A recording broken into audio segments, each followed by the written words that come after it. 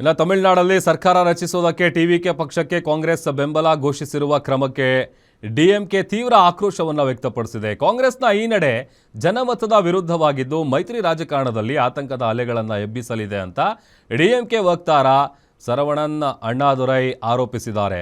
ಆದರೆ ಕಾಂಗ್ರೆಸ್ ನಾಯಕರು ಮಾತ್ರ ಇದಕ್ಕೆ ಸಮರ್ಥನೆ ಮಾಡಿಕೊಳ್ತಾ ಇದ್ದಾರೆ. ಬಿಜೆಪಿಯನ್ನ ಹಾಗೂ ಅದರ ಮೈತ್ರಿಕೂಟವನ್ನು ಅಧಿಕಾರದಿಂದ ದೂರ ಇಡೋದಕ್ಕೆ ಈ ನಿರ್ಧಾರ ಕೈಗೊಂಡಿದ್ದೀವಿ ಅಂತ ಸಮರ್ಥನೆ ಮಾಡಿಕೊಳ್ತಾ ಇದ್ದಾರೆ. Yeah, that Congress cannot do that, but right from the beginning there were talks that some of the people were openly expressed that they wanted to support Vijay, they wanted to join Vijay's party. I don't know why the Congress has taken that step. The Congress is doing it in every state, and ultimately Congress is losing in every state. In fact, they are wiped off in Delhi. In West Bengal also they are wiped off. In Maharashtra, they have no chance. So Congress is doing something which will close their party. That is what is happening now. Let us see. Sir, many.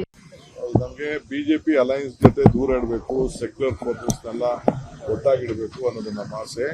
TVK ಅವರು ಕೂಡ secular ಫೋರ್ಸಸ್ಗೋಸ್ಕರ ಅವ್ರಿಗೆ DMK ಅವರು, ಅಣ್ಣಾ DMK ಅವರು, BJP ಅವರು ಎಷ್ಟೇ ಒತ್ತಡ ಮಾಡಿದ್ರು ಅವ್ರ ಜೊತೆ ಅಲೈನ್ಸ್ ಮಾಡ್ಕೊಳ್ಳಿಲ್ಲ.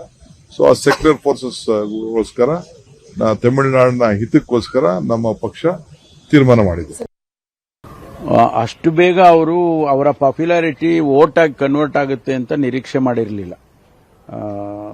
ಪಾಪ್ಯುಲಾರಿಟಿ ಖಂಡಿತವಾಗಿ ಇದೆ, ಆದರೆ ವೋಟ್ ಆಗಿ ಕನ್ವರ್ಟ್ ಆಗುತ್ತಾ ಇಲ್ವಾ ಅನ್ನೋದ್ರ ಬಗ್ಗೆ ಅನೇಕ ವಿಶ್ಲೇಷಣೆ ಆಗಿತ್ತು. ಎಲ್ಲೂ ಕೂಡ ಅದು ಖಂಡಿತವಾಗಿಯೂ ಇಷ್ಟೊಂದು ಪರಿಣಾಮಕಾರಿಯಾಗಿ ಆಗುತ್ತೆ ಅನ್ನೋದನ್ನ ನಾವು ಯಾರೂ ಊಹೆ ಮಾಡಿರಲಿಲ್ಲ. ಜನ ತೀರ್ಮಾನ ಮಾಡಿದ್ದಾರೆ, ವಿಶೇಷವಾಗಿ ಯುವಕರು ಅವರಿಗೆ ಸಹಕಾರ ನೀಡಿದ್ದಾರೆ. ಇದು ಒಂದು ಹೊಸ ಬದಲಾವಣೆ. ಯಾಕೆಂದರೆ ತಮಿಳುನಾಡಿನಲ್ಲಿ ದ್ರವಿಡಿಯನ್ ಪಾರ್ಟಿಗಳು ಬಹಳ ದಿವಸದಿಂದ ರೂಲ್ ಮಾಡಿದೆ. ಎಡಿಎಂಕೆ ಮಾಡಿದೆ, ಡಿಎಂಕೆ ಮಾಡಿದೆ, ಇವ್ರು ಬಿಟ್ರೆ ಅವರು, ಅವ್ರು ಬಿಟ್ರೆ ಇವರು ಅಂತ. And they were looking for A third alternative. ಅದು ಕಾಂಗ್ರೆಸ್ಸು ನಾವು ಅದನ್ನ ಮಾಡ್ಕೊಳ್ಳೋದಕ್ಕೆ ಆಗಲಿಲ್ಲ. ಒಂದು ವೇಳೆ ನಾವು ಮಾಡ್ಕೊಂಡಿದ್ದಿದ್ರೆ ನಮಗೂ ಅದು ಅನುಕೂಲ ಆಗ್ತಾ ಇತ್ತೇನೋ ಗೊತ್ತಿಲ್ಲ.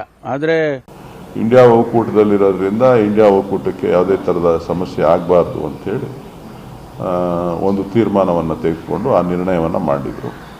ಇವತ್ತು ತೀರ್ಮಾನ ಫಲಿತಾಂಶಗಳು ಬಂದ ಮೇಲೆ ನಾವು ಜಾತ್ಯತೀತ ತತ್ವಗಳಿಗೆ ನಾವು ಗೌರವಿಸಬೇಕಾಗ್ತದೆ. ಸೊ ಹಾಗಾಗಿ ನಮ್ಮ ಪಕ್ಷದ ಹಿರಿಯರು ತೀರ್ಮಾನವನ್ನು ಮಾಡಿದ್ದಾರೆ.